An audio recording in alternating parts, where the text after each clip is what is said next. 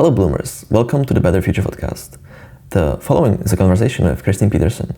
Christine is a forecaster. She is credited with suggesting the term open source software, and most importantly, she is the co-founder of Foresight Institute, a non-profit organization focused on advancing technologies of fundamental importance for the future of life. This podcast was recorded at Vision Weekend, a yearly conference hosted by Foresight that is focusing on envisioning positive long-term futures, which is a perfect fit for the Better Future podcast, because the aim of this podcast is to highlight people imagining, inspiring, and building a better future.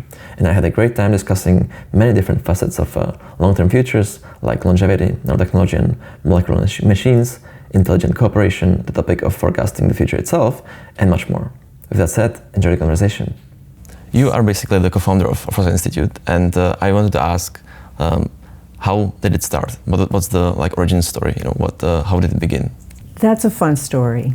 So I was an undergraduate at MIT, and the Foresight co-founder, Eric Drexler, was also an undergraduate at MIT.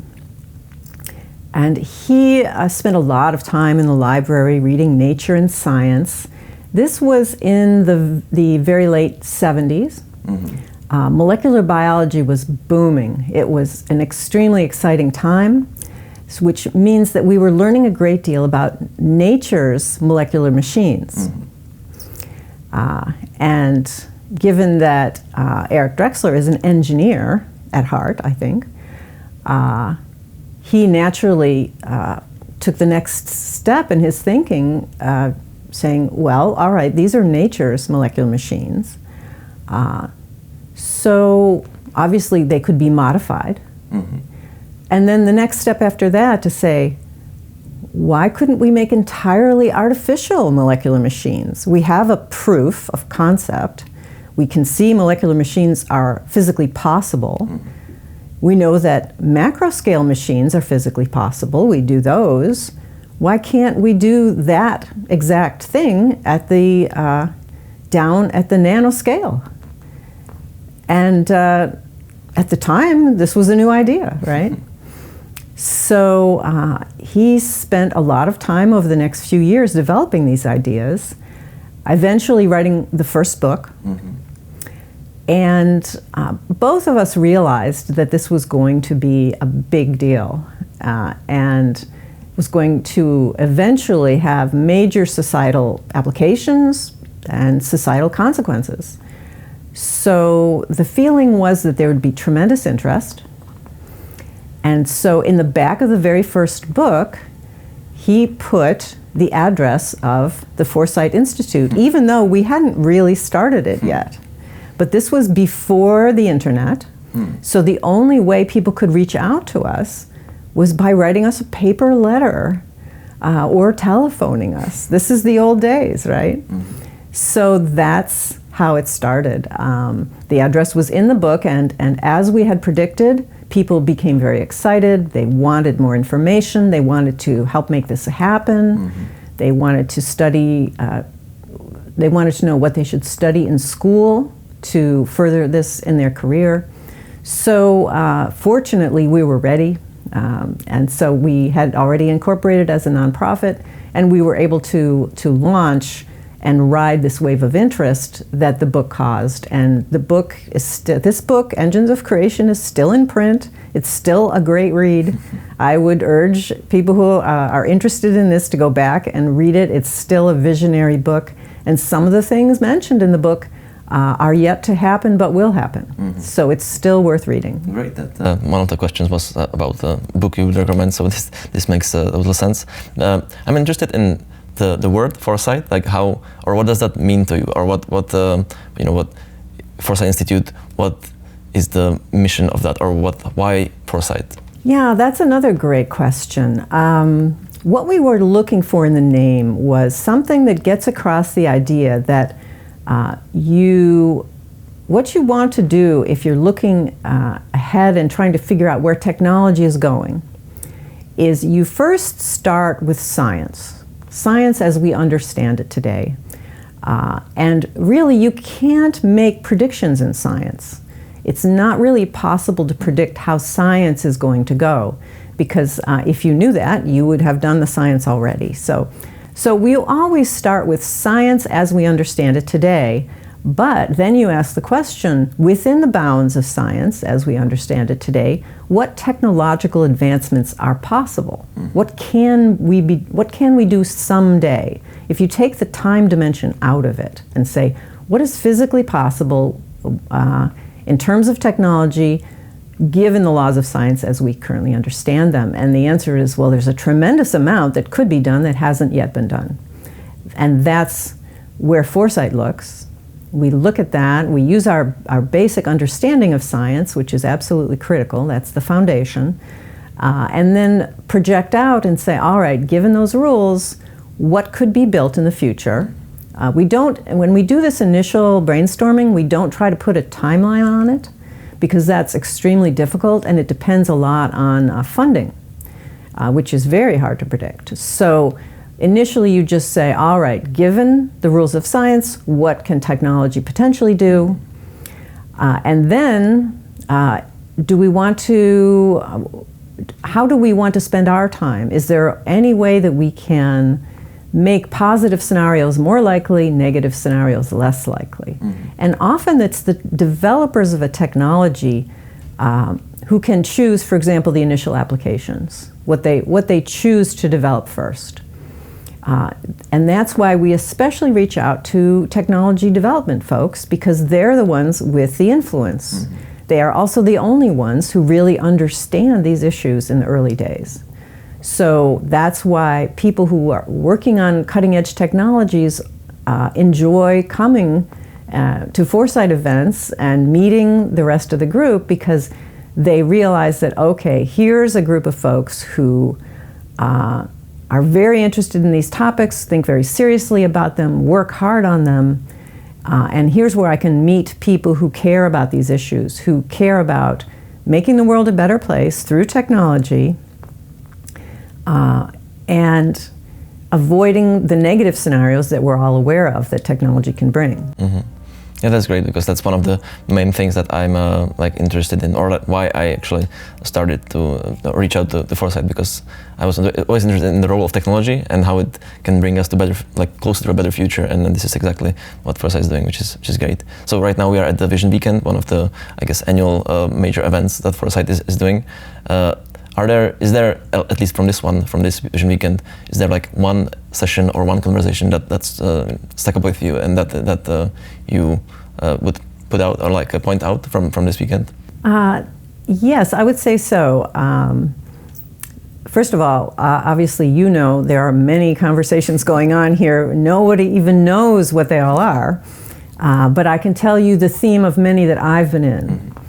And that is, for many years, Foresight has been looking at the future of aging research, the potential to increase the human health span, compress morbidity, and improve human longevity.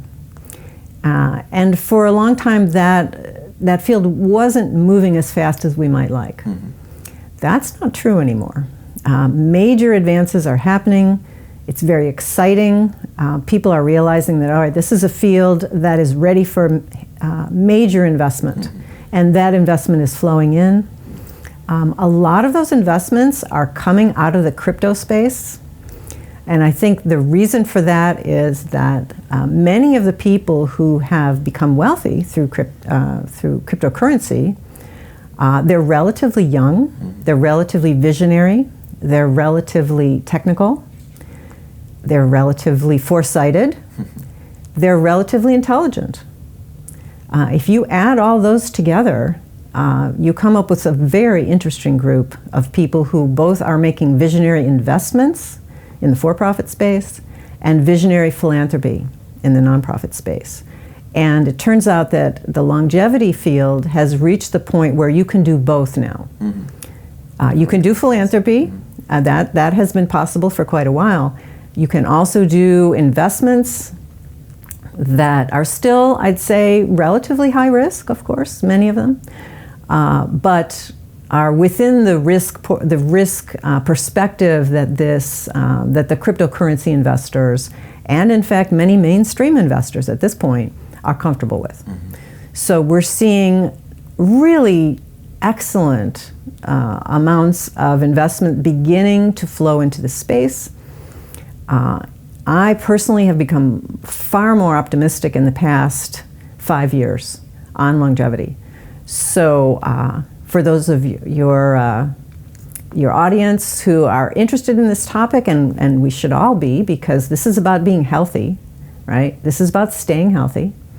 And that's what life is all about, right? We want to be healthy. We want to continue to contribute to society, make a difference, a positive difference in the world. And you can't do that when you're elderly and frail, when you're not thinking as clearly as you used to. That's what aging is, right? And it's tremendously exciting to see this field begin to reach what we're looking for here. You've heard the term, I'm sure, escape velocity. For those of you who are watching this who aren't familiar with the term, what this means is that every year we age by 1 year, but if the longevity technology can advance to the point where they are de-aging us, if you want to use that term, or rejuvenating us by, say, 1.5 years, you're making a net win. You're actually overcoming the decline of aging. So we're not there yet, but we are clearly moving in that direction. So it's a super exciting time. It's been wonderful being here, connecting the scientists and the technologists with the investors. That's part of what we do here at Foresight, and I love doing it. And it's been fantastic this year. I agree, because as I see the field also from the investor side, as I work at the investment fund that invests in longevity, it's definitely a lot of new things, or not new things, but things that are already finally ready for the right time. So it's great to see that. And there's a thread underlining all that what you're saying, is that people here are kind of optimistic, but not in the just wishy side. They're trying to do something, and actually the solutionist lens, I would say, they try to find solutions for those problems that they care about. And I guess my question is, there's this theme of existential hope that Foresight is also talking about, and my question is, what gives you existential hope? Like, why? Because from my conversation with different people, it's not always the case that they have this existential hope. So I'm always interested in, how do people got it in the first place, and how to nurture it over time? Great question. First, I would agree with anyone in the audience who feels that there are many very distressing and in fact depressing problems and situations in the world today. Many things are getting worse. We can't deny it. However, all right, so how do we think about existential hope? There's two ways that I do it. One is, to some extent, it's a personal decision, which is, I have a choice. I can either sit around being depressed about how awful the world is, and hang out with other people who are depressed and talk about how terrible things are, and many people do that, and that's a choice. Or I can make a choice to say, I personally have a pretty good life. I certainly do. I've had an extremely fortunate life. And my personal situation is pretty good. So rather than sit around and being depressed, it is my choice to focus on where I can make a difference, and a positive difference in the world. And it is my choice to hang out with people who make that choice. And you know what? It's a whole lot more fun to do that than to sit around being depressed with other depressed people. So that's basically it, which is, first you make a choice saying, I would rather see what I can do on the positive side. And number two, it's just more fun and exciting to join with other people who are doing great work and having a good time. And you can make that choice. So, and that's basically it. It's a decision, and then it's sort of joining a team where you get personal support and feedback. And that's really what Foresight is about. We gather a large variety of people, many different perspectives all over the world, who come from a basic view of, everything you do to some extent at the base is science, has to be grounded in science. There's no point in imposing that, okay? But within those constraints, we can create wonderful technologies. And those technologies can help shape the political future, okay? In our Intelligent Cooperation Group, we are working on technologies of freedom, technologies of decentralization, right? Right now, the big tech giants are controlling a lot of what the public sees. Does this make sense? Do we need to go back to a more decentralized web? This is to some extent a political thing. It's a technology effort that has political consequences, and I would say very positive political consequences for people who are not comfortable with having the big tech giants controlling the discussion. It's just not right. I know they're trying to do a good job, but they can't. It's not something you can do a good job at. So we're looking at alternatives. They're technology-based, but they have positive political consequences. So in a way, it's a way for people who have either technical skills or financial resources, or both sometimes, to deploy those to create the future that they think is a positive future. And rather than sit around and be in despair, and I admit there are many reasons to do that today, you don't have to do that. You can join a team creating wonderful technologies that will make the world a better place and might make the difference between an existential disaster in the future and a positive scenario where we clean up the planet. We eventually move the biosphere beyond Earth. After all, if we don't do that, eventually it'll go like the dinosaurs, right? We know what happens if you don't, if you put all your eggs in one basket. So is it a long-term vision? Is it optimistic? Yes, it's a long-term optimistic vision. But, we're only here for a short time. Why not have a great time with other people building great technologies that make the world a better place? I mean, what more fun can you have? Yeah, can't agree more. And I think that's a pretty important part, surrounding yourself with people like that, and now it's probably even easier because with the internet and Web3 and all that stuff, there are many communities that people can find and actually join and build something themselves and try to create a better future themselves, which is something that wasn't that accessible, I guess, a long time ago without the internet, for example. So definitely. When you're talking about the longer term futures, I guess, one question that I have is, how do you foresee the long-term future of Foresight Institute itself? What do you think is the long-term plan for it? Right. Well, I think it will always do what I just described, right? It will always be science-based. It will always be focused on how can we guide emerging technologies in positive directions. And the main thing I see happening, given that Foresight is growing under our new leadership, our new president, Allison Dudeman, and her team, they are actually succeeding at growing Foresight better than I did in my previous time, which is in part due, I think, to their talents and also due to the cryptography, the cryptocurrency explosion. There's just a lot of visionary funding out there now, which is fantastic. So it will, I think what we'll do is we have in the past focused on 3 or 4 primary areas. And I believe what the plan is to continue to grow in those areas and add new areas. For example, right now we have been focusing on molecular nanotechnology and molecular machines. That was our original topic. We added intelligent cooperation, which includes artificial intelligence, cryptography, crypto commerce, computer security, all computational issues. We talked about longevity, that's a third one. But I believe that there's a plan to start adding additional ones. One is brain-computer interfaces. And rather than have me speculate about what the other areas are, I think probably we'll need to do an interview of Alison Duttman to get her vision. Already did one, yeah. Wonderful. Well, then you've already heard it from the boss.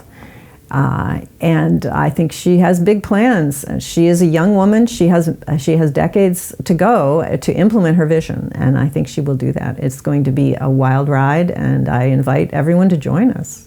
A lot of existential hope energy from her, which is awesome. I guess that also kind of answers one of my questions, which is like, what are the most important problems that you see, like internal and external? I guess aging and longevity is in that space, and the others are basically touching on most of them as well. In that line of thinking, if we are talking about living, longer and healthier lives, there will probably be some changes that will be necessary. And with that, do you have an idea, or how do you imagine the world will look like? Maybe some post-capitalism, or what's coming next? Do you have like some notion of whether it will be UBI, or what do you think is the most likely way forward? Because the society works in a certain way right now, but there probably will need to be some changes over time. So how do you foresee those changes? Great question. Since you're specifically asking about UBI and economics, that's the question, right? So, well, it's true that increasing automation is coming, and that includes knowledge worker jobs. It even includes some jobs where the folks in them may currently feel fairly secure, but they probably shouldn't. Even pretty intellectual jobs are vulnerable to automation as AI develops. AI is developing quickly. There's going to be a lot of economic dislocation. So what do we do about that? Well, one proposal that's been made is universal basic income, or perhaps we should say guaranteed basic income. And that may happen. It's the most popular answer that we've heard thrown around. In the book draft that Allison, Mark Miller, and I are working on, called Intelligent Voluntary Cooperation, we propose something a little different. This was originally showed up in the book Engines of Creation that we mentioned, which is, rather than do a continual redistribution of income, another approach would be to enable everyone to have some kind of economic capital, income generating capital. So rather than have to do continual redistribution, do a one-time distribution of capital to everyone. And in order to do this, you can either take it from wealthy people, which is not easy to do, and I wouldn't want to try to do it, or you can identify some capital that is currently unallocated. And the main one available are space resources. They're out there. As far as we know, they're not claimed by anyone. We haven't seen any aliens currently, so we're hoping these are unclaimed. So the proposal made decades ago, and that we are continuing to explore in this book, is to use that to provide a universal basic capital to everyone. And so rather than reallocate over time, your descendants would be funded out of the capital that you've been given. And the hope is that one reason we hope this might work is that we're not taking resources away from wealthy individuals, which is not easy to do. They have a lot of political power. It's not easy to get anything passed that's going to take away their resources. So we would prefer to come up with some way where we didn't have those political problems. So that's one proposal for how to deal with this issue. I'm sure there will be others. It's a big problem. We have some time. So I think it's worth discussing, and we should be debating this around, kicking it around. And with the developments in all the different fields of technology and science, we'll probably find some different ways how that can be done. So that's an interesting proposal. speaking about, again, longer futures, and with you extending the longevity, what is there a specific event that you would like to see in your life? Like, if we want to live longer, healthier, is there like one specific thing that you are rooting for, that we actually will see? Is it like, going to Mars or some other this kind of grandiose event that's closer to your heart? It's sort of not how I think about longevity. To me, longevity is just being healthy. Mm-hmm. It's feeling good, having energy, being able to think clearly, avoiding the various problems that we've all seen our older relatives have. And those problems are just devastating, right? And in fact, I have to say, I mentioned before, I'm a very fortunate person. I have a relatively affluent life. I have tremendous personal freedom. I have an awesome life. So I don't actually need it to get better in order to want to continue. I love my life right now. If I could just stay as healthy as I am right now, I would be so thrilled. And I'll give you an example of the kind of activity that we do here at Foresight to try to make these things happen, okay? We're a catalyst organization. We don't do longevity research ourselves as individuals within the organization. We don't run longevity companies ourselves. What we do is we catalyze the formation of these organizations and these companies. I'll give you, here's the example that I at least have been working on at this Vision Weekend. So there are a lot of longevity therapies that use pre-existing medications. These are already approved medications for other purposes, or even over-the-counter supplements in some cases. Chinese medicine, Russian peptides. Right? There are many things that we would like to see tested for longevity. Now, one thing we need to work on is biomarkers to figure out whether these things are actually working, and there's tremendous work going on about that. But the other is there are regulatory issues that are hindering what we can do, and these are even if we say, look, those were put in as well-meaning protections for the general public, they are not scientifically literate in most cases. They need protection, okay, let's accept that as the claim. But the fact is, in order to move quickly in research, we need the freedom to do the clinical trials that we want done, and we don't, the current regulatory apparatus, at least here in the US, is holding us back, seriously. They're holding us, they're slowing things down tremendously. It's for whatever reason, these rules are inhibiting us. So, but there's a whole world out there, right? We don't have to do everything in the United States. So what I've been working on, at least at this Vision Weekend, is getting a coalition of folks together, and maybe there are some viewers here who'd like to join this group, to say, hey, let's do our own clinical trials outside the US. And let's set up a longevity clinic outside the US, probably funded by a combination of longevity investors, longevity philanthropic donors. Some of it will be mainstream, some of it, I think my guess is a lot of it will be crypto funding for the reasons we discussed. So that we as a community and our allied communities can run our own clinical trials and get whatever treatments that we want for ourselves right now, okay? I'll give you an example. It's still controversial, but some of the longevity scientists here at the meeting say, if you're over 70, you really should be clearing out your senescent cells periodically, maybe sooner, right?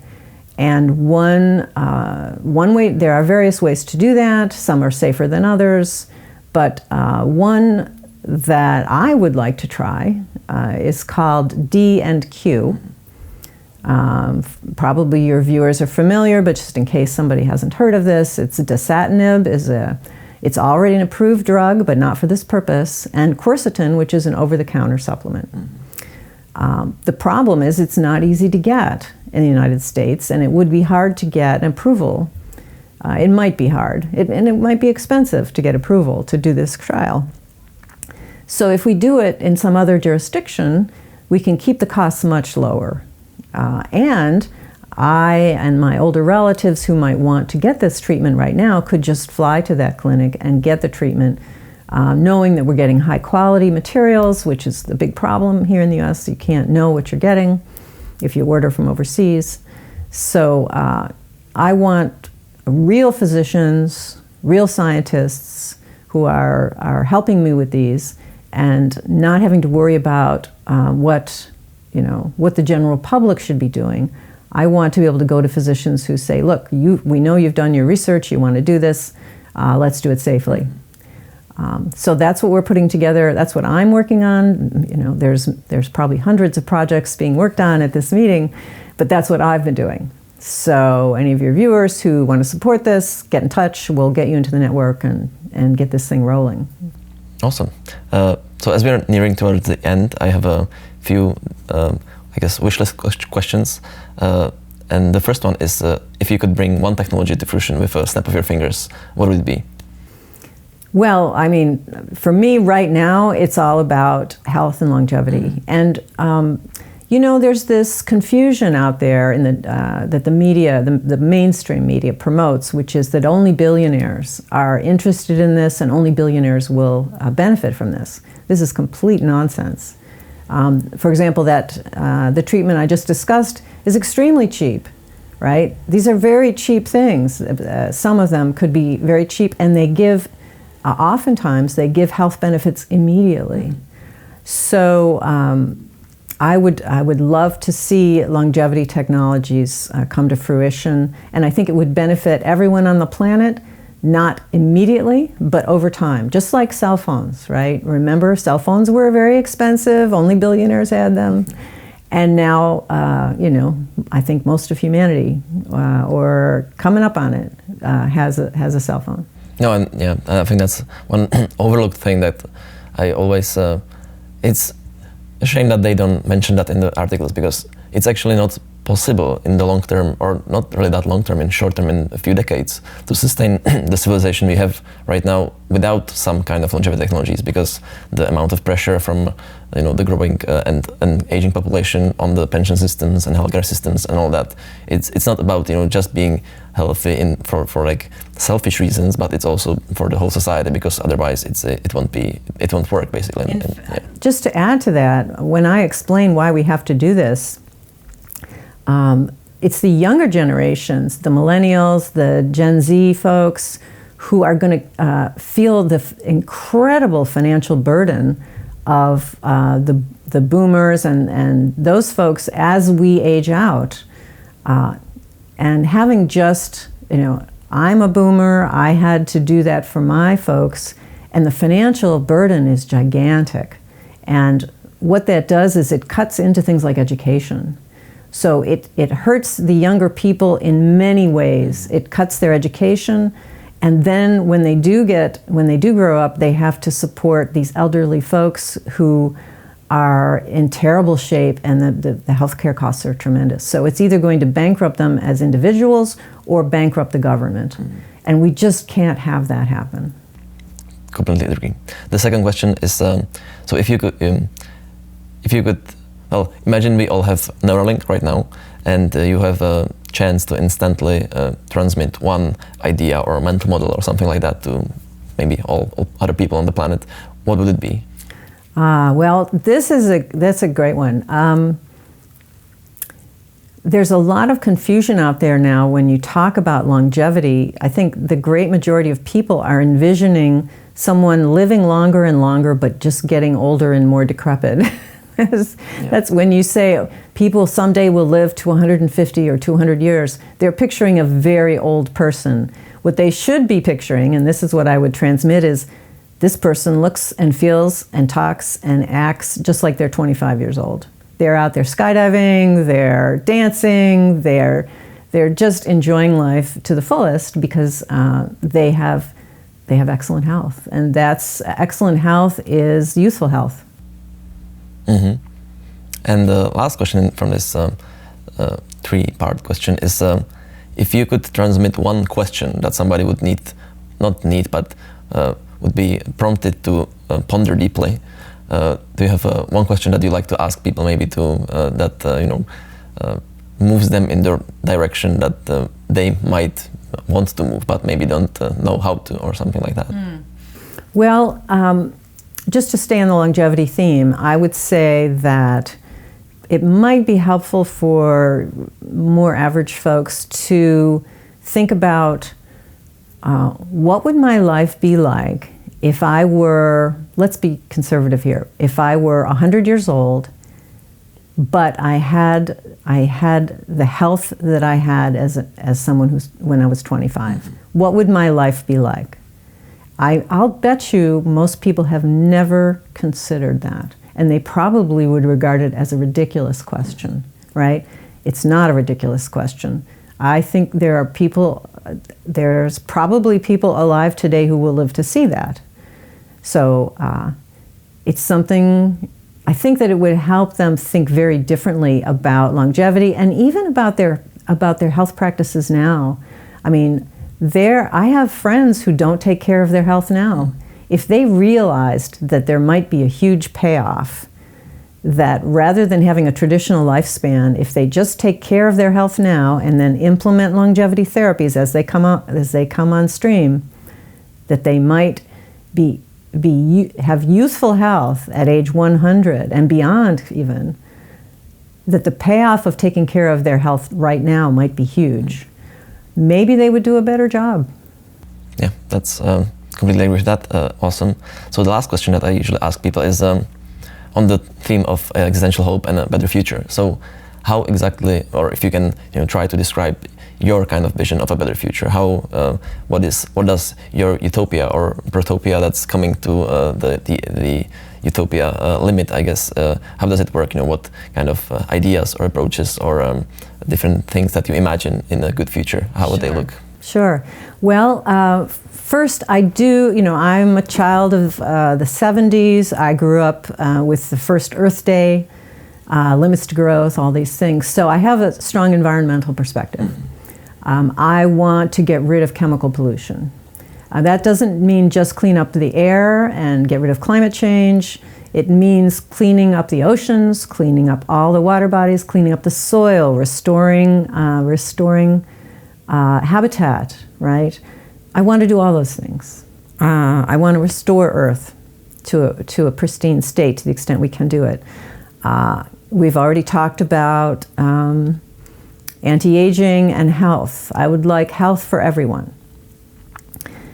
I think we need to expand off the planet for all kinds of reasons. And that will mean eventually having space settlements, extending the biosphere beyond Earth, potentially in the longer term beyond the solar system. Now, obviously, with all this abundance, one would hope we can get rid of poverty. And as long as we're talking about utopia, we need to come up with ways to stabilize the peace, so that we aren't killing each other in these wars. So it's a long list, but I actually think that it's not crazy to work on these things. And first of all, at Foresight, I'd say we are working on technologies and that can support all these improvements. I'm not saying they'll get us to a utopia, but they'll move us in that direction. So yeah, that's my idea of my. I don't insist on getting all the way to utopia, but what I'd like to do is start building processes that move us in that direction. And I think that's doable. I don't think this is a fantasy that could never happen. Here, I'll do a thought experiment just to try to support that. So as you and I are talking, it's 2021, almost 2022. Think back, say 200 years, right? And what would people then think of the world we have today? I think they'd be just flabbergasted with the wealth and the relative health that we have today, right? And the fact that we are unhappy with our world, I think they think we are being ridiculous. We all have enough. The people that I know and most of the world, we have enough to eat. We're warm. We have more clothes than we could. That's ridiculous.